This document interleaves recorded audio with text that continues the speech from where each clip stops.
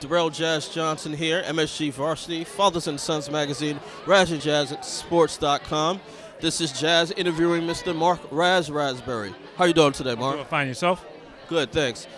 You've been in the industry for a while.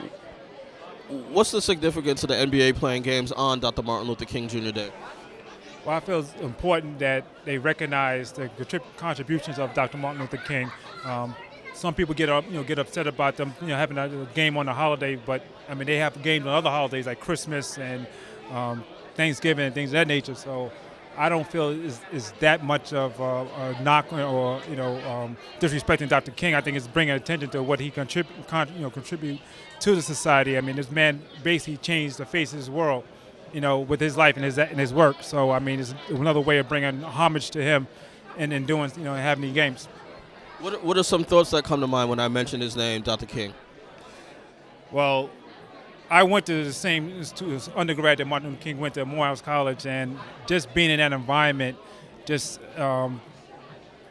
really brings almost chokes me up because I was around history, being in that environment and speaking to people who literally influenced him, like Benjamin E. Mays. I literally went to this man's house, and this was the guy who literally people give Gandhi the credit for Martin Luther King's inspiration, but the man who actually did it was Benjamin E. Mays, the president of Morehouse College at the time when he was there. He was a major influence on Dr. King, and to have to break bread with them, to speak with them, and sit down and talk with people who made history is unbelievable. And I also was married by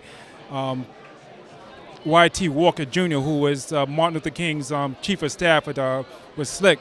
So, I mean, being around people who actually walked with this man, talked to this man, discussed, debated with this man how to go about the civil rights movement, and to actually sit down and talk to them during the course, my lifetime, really something I share with anyone who wanted to talk, who I could, get a hold of, because, I mean, I think it was very significant to meet the people who influenced Martin Luther King. Let's talk about the two teams on the court today, the Brooklyn Nets and the New York Knicks. Much was expected of these two teams to begin the season. Both are well under 500. Which team do you think has the better chance of turning things around going forward? Well, I'm afraid to say I think the Nets are right now because the Knicks just look like in total disarray. I think it's not as much as anything to do with their play, but I think just the fact that they haven't been able to gel. Because there's always one person's out, this person's out. One person comes back, then two more people go out. I mean, Chandler comes back, and then Stoudemire and Kenny Martin go out.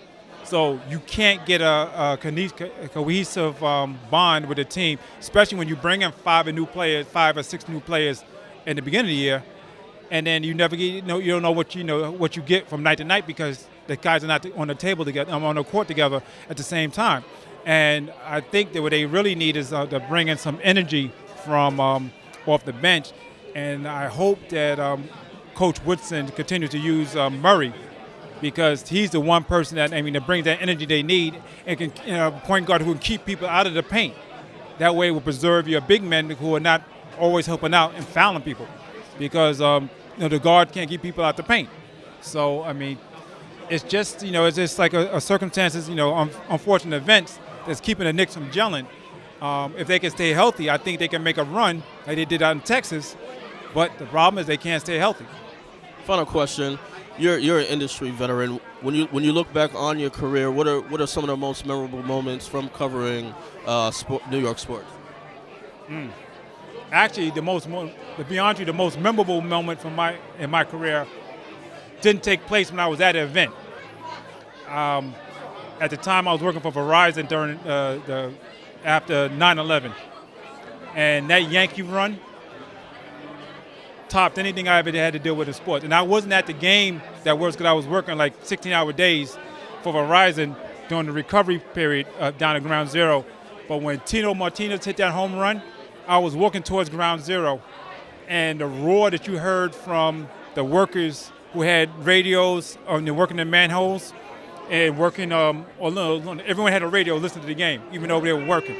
And that roar that you heard, you would thought, I was walking through City Hall Park, going towards Ground Zero, and I heard the roar, and I'm like, what the hell just happened?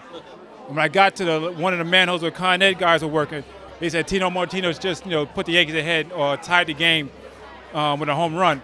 And that moment, it was like you could see the spirits of the workers lifted from that work. That really helped them people get through that, especially the first couple of days, the first couple of weeks there. So I mean, I've covered World Series games, I've covered NBA final games, U.S. Open, things of that nature, but nothing compared to that. And I wasn't even at the game. I'm just on the street. So.